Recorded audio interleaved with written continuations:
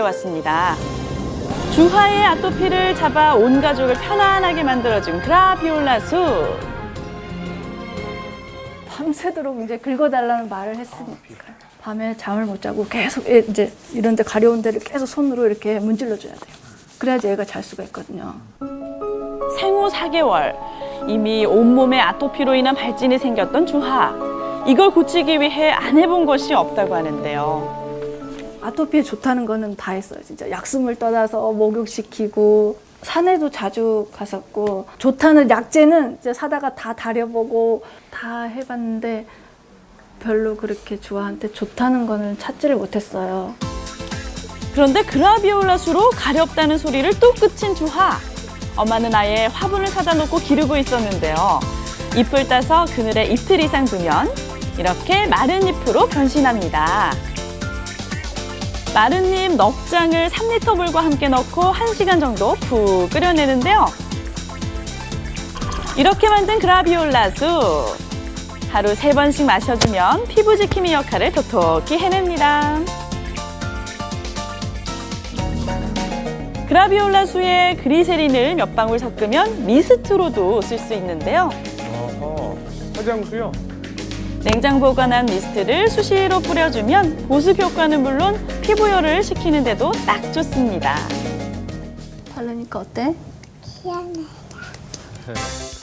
실제로 이 피부 염증을 일으키는 황생 포도상 구균 제거에 뛰어난 효과를 보이는 그라비올라 수.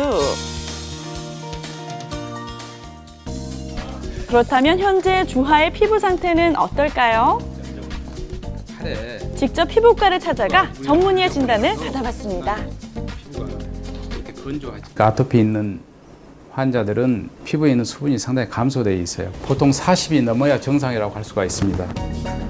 과거 수분 수치가 30 이하였지만 지금은 확연히 달라졌는데요. 수분이 정상적인 함량을 가지고 있고 어느 정도 아토피가 좋아져 있기 때문에 많이 불편한 것을 못 느낄 겁니다. 직접 선생님 말씀 들어보니까 주하가 정말 많이 좋아졌다 그러는데 너무 기분이 좋고요.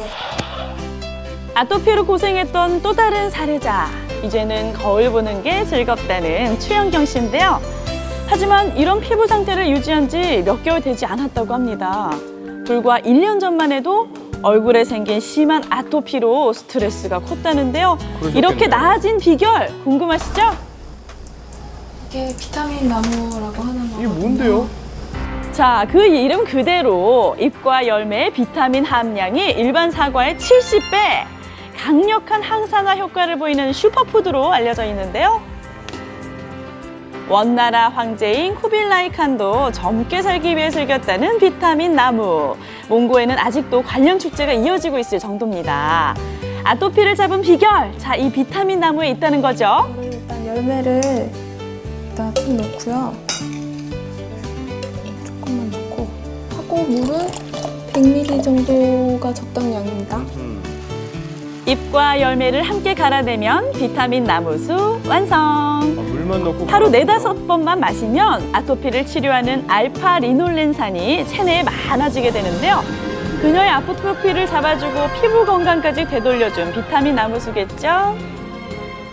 작년 이 정도 요맘때쯤부터 해가지고 업무 스트레스나 잠을 수면 시간 뭐 하루에 2~3시간씩 맨날 그렇게 자고 그러다 보니까 예쁘다는 소리를 듣고 자랐던 어릴 때부터 20대 초반까지 얼굴에 아토피가 생길 거라 상상도 못했다는데요. 무엇보다 외모적 스트레스가 가장 컸다고 합니다. 겨울에 되게 심할 때는 그냥 마스크 끼고 출근한 적도 있었어요. 눈 같은 경우에 뭐 안대를 끼고 출근한 적도 있고 사석에서 만나는 자리도 예전 같았으면 나갔을 거를 좀 약속 거부한다거나 이런 경우도 있었거든요. 네, 뿐만 아니라 옷을 입을 때도 제한이 많았다는데요. 저는 뭐 가을 정도만 돼도 모기 있는 데를 좀 가리려는 용도로 일찍 남들보다 좀 더 일찍 목폴라를 입었고요. 아토피가 나아지면서 점차 목을 드러내는 시원한 옷차림으로 변신할 수 있었습니다. 최근에는 아무렇지 않게 저도 이제 같이 입고 다니고 있습니다. 그녀의 또 다른 피부 팁! 바로 비타민 나무수를 희석해서 세수를 하는 건데요. 먹지 말고 이렇게 피부에 양보하면 피부톤도 맑고 자신 있게 바꿔줍니다. 거울을 피해